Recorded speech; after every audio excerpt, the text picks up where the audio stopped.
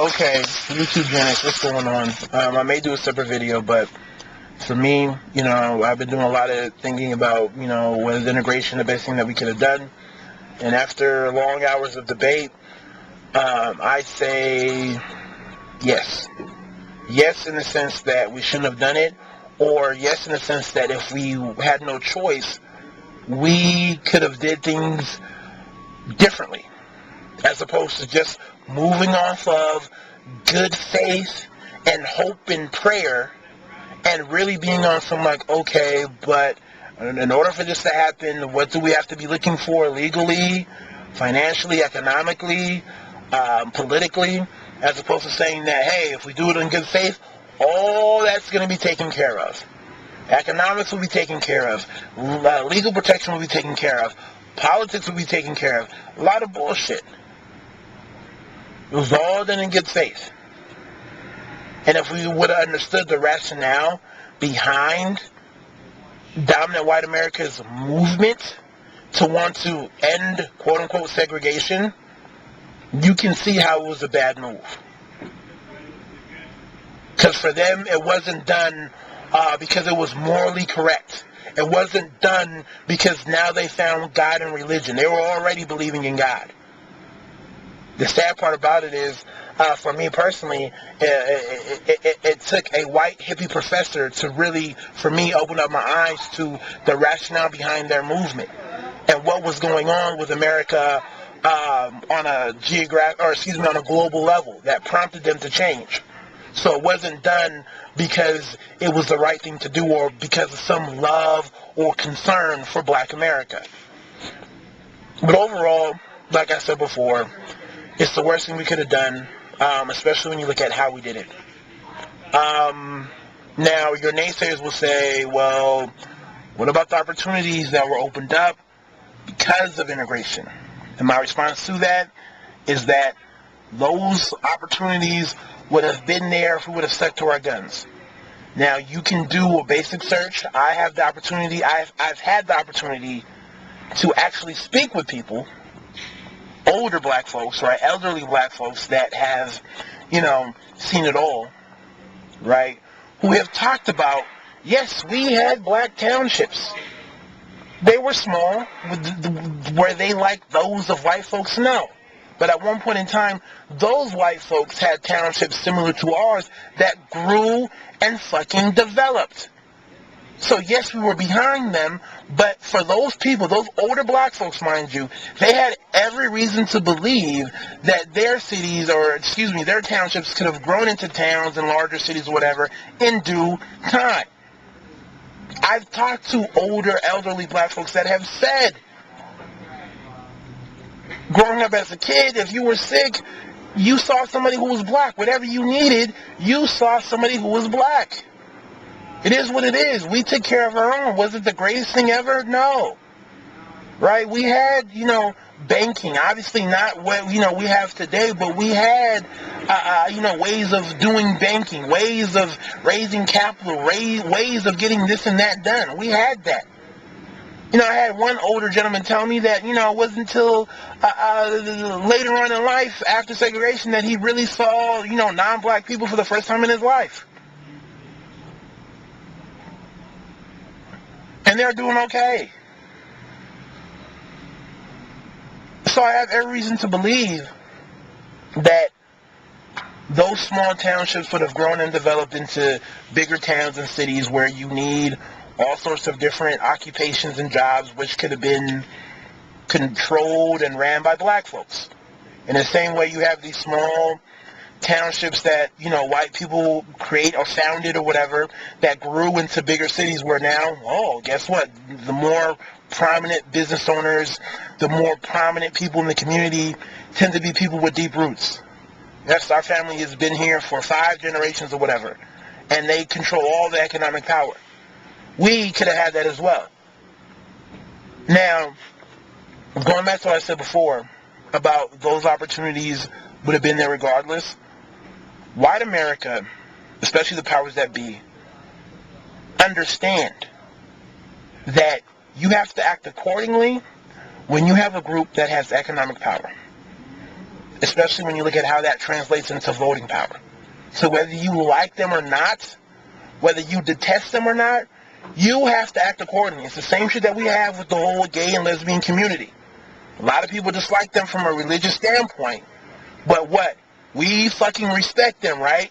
They have a fucking voice, right? Why? Because they have economic power. I can't tell you, shit, how many, gay or lesbian professors or TAs I fucking had in college, right? Or staff members, right, that I had in college that were of the gay and lesbian community. So whether you like what they're doing or not, guess what? You see what they have going on. So you understand that it's better to have a group that has economic power that you don't like in a relationship with good terms, or at least in a non-sort of unproductive relationship, as opposed to saying, well, fuck it, we don't like what's going on with you, so we don't care how we treat you. That's not good for business. Because they have economic power, they have voting power, and when they want to flex on me, they can fuck my shit up. So we have to have some sort of workable relationship. It may not be the best relationship, but fuck, we have to have something. And you see that with the gay and lesbian community. And you look at how quickly they've moved their agenda as opposed to how quickly black folks have moved their agenda. Hate to say it, but it is what it is. So yeah, we can look at some shit that they have going on, and you can see why, they make more movement. Right? Let the gay and lesbian community come together, and more people are going to be listening as opposed to, let's say, some black people coming together. Because we know that what? More than likely, they're going to flex their economic power because it's there. So if you look at this sort of rise of black townships or whatever, turning into towns and cities, you definitely would have had economic power, which translates into voting power or whatever. And for me, I believe that white America would have said, it's more important for us to have some sort of workable relationship with them as opposed to simply saying, well, fuck y'all, we don't like y'all because you're still black. They got economic power, they got voting power, and they can really cause some problems for what we want to do. So, as a sign of good faith, let's let some of them come to our universities. Hey, come study with us. We'll give you a scholarship, or we'll give you an internship or whatever. Come over here. We like you guys. We want to fellowship with you guys. We want your input. Come to our schools, full scholarship. Or, from an employment standpoint, hey, come work for us. We know that you have your own shit going on, but come work for us because we like you.